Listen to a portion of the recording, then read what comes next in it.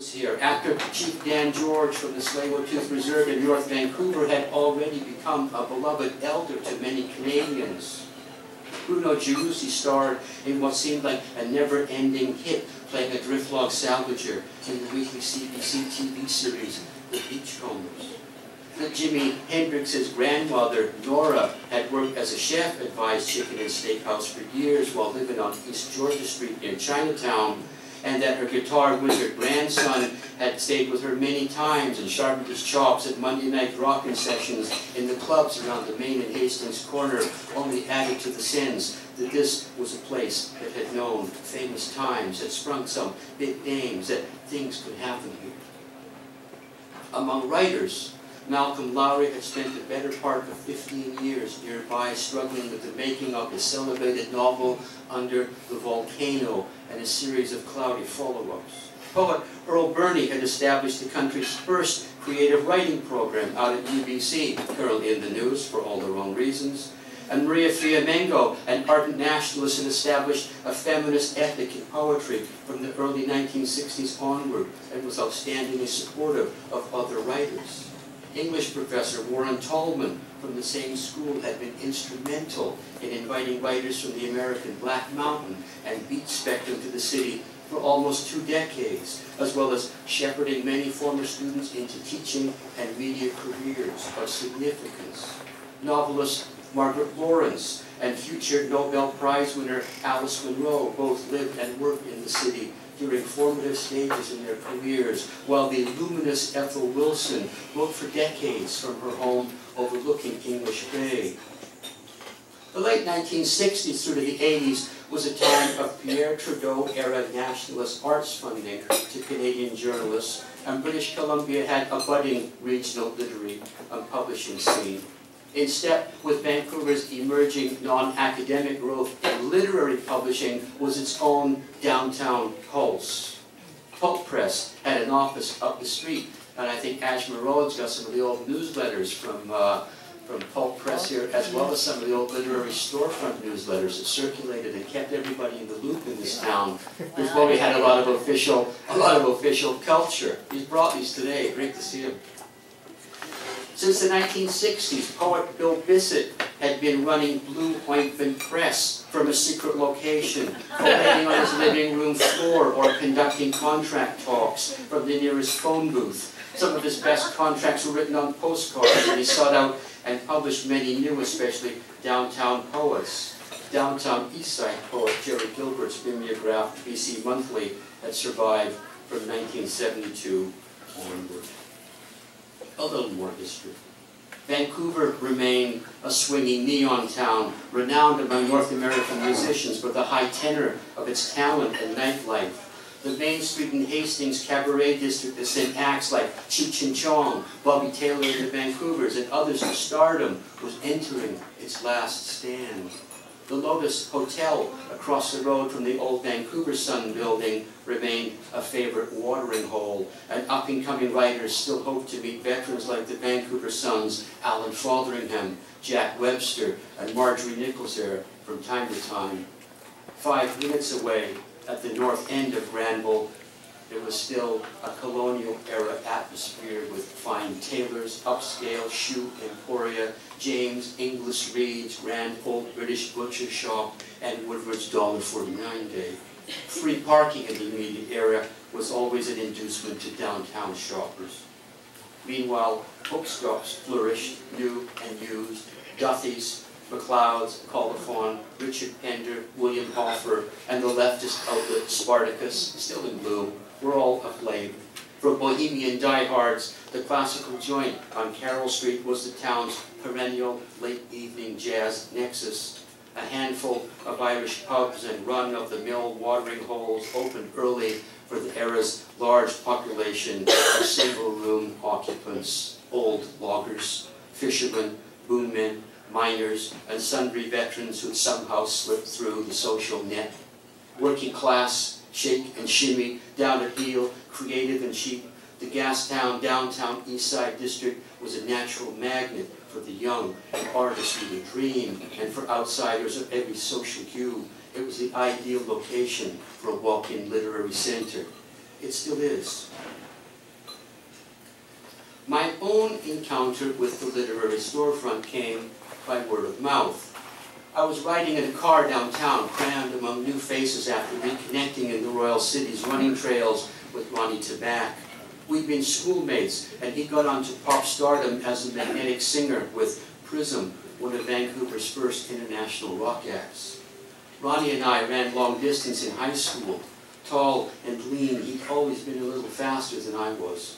Ronnie stuttered, but he let his hair grow long and he could shake it. And when he belted out a chart-busting tune like Armageddon, all the glitches disappeared and you knew you were listening to a real star. Ronnie lived the pop world high life for a few years. I'd seen his posters for a huge concert in New York Central Park when I'd been out on the road hustling myself, doing readings back east. His gold records had that sparkle dust up on the wall at his place up the road near the old St. Mary's Hospital. Now we were in a car full of Ronnie's pals, jamming out the windows. Susie Whitten, a blues singer, asked who I was. Flipping my notebooks to the poems I wrote to keep myself sane and a heavy day job, I said I was a writer. Susie reached through the mob for a scan of my lines. "You want to get down to the storefront and read these," she said. "What?" "The literary storefront in Gastown. My friend Mona runs it. Go down to an open mic session. Listen to the other poets. Get up and read your stuff. 2 or 3 poems like that. See what people think." One Sunday, I took Susie's advice. The first thing you noticed after you climbed the stairs at Gaslight Square at 131 Water Street was the storefront's brickwork, funky and kind of cozy like North Beach near City Lights in San Francisco. People read in turn, kind of like here. There were a lot of women. I waited, listening. Nobody got put down. When I was invited up, it all went fine. People offered polite applause. It was my first public reading in town. During a break, someone explained that it was a women's group reading. Feminists, lesbians. In my newness, my enthusiasm, I'd missed all that. When I'd given my name to read, someone had simply noticed I'd traveled some distance and they'd been decent enough to give me a shot. When the penny dropped, I smiled at their kindness, nodded in thanks, and left soon after. I'd returned many times. For young writers like me, the literary storefront was an unofficial postgraduate education center. It was where a generation of Vancouver writers surfing somewhere between the nationalist and the as yet unformed multicultural waves in Can Lit could learn how the writing and publishing game ticked away. And when I'm thinking of before the multicultural wave, where were guys like Ashford going to read? And his wife Sergio Culsey, you know, where was Joy Kagawa going to read? It was places like the storefront that made it possible. They were the alternatives. They were unfunded by the government, grassroots, democratic. They made possible events like this, because until then, events like this didn't exist. The storefront gave us the template for reading events like this. That's why we're here. Well, at that same moment, at the Smiling Buddha or any other rundown club that would have them, a similar generation of young punk rockers was figuring out the music world, and a new wave of young painters was figuring out reimagining their creative missions in the common low-rent environments of Gastown, Chinatown, the downtown East Side. Meantime, downtown, the Vancouver School of Art still featured some writing-related events, meetings, talks, and the Alcazar Hotel, growing seedy at the corner of Dunsmuir and Homer, was a particular favorite watering hole of the town's creative arts community. The Video Inn at 261 Powell hosted events, and a few blocks later, you meet the Vancouver Art Gallery, 111 West Water Street, West Georgia, where literary events such as the memorable reading with Russian poet Evgeny Yevtushenko took place in '74.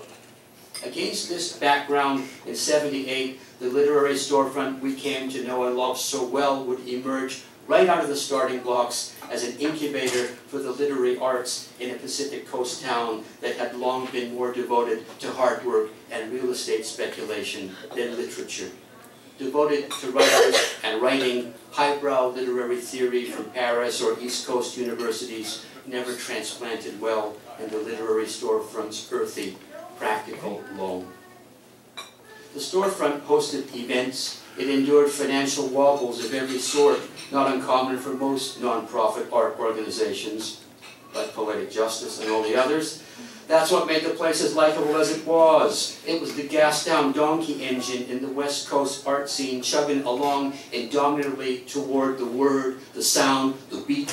Ironically, that wasn't far from the mission that its founder, Mona Furtig, a working-class poet, girl, and young literary organizer from Burnaby, had envisioned when she realized what she could do now that she'd grown up. Here then is the way it was at the literary storefront when, in the pursuit of happiness, Mona Furtig, Vancouver's legendary, unaffiliated literary force, hung out a shingle at age 24. We could still do it at those ages.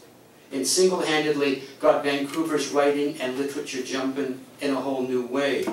It was a courageous idea, an enormous accomplishment for a young woman whose life so far, while rich in art and creative inspiration, had flirted around and faced down the poverty line.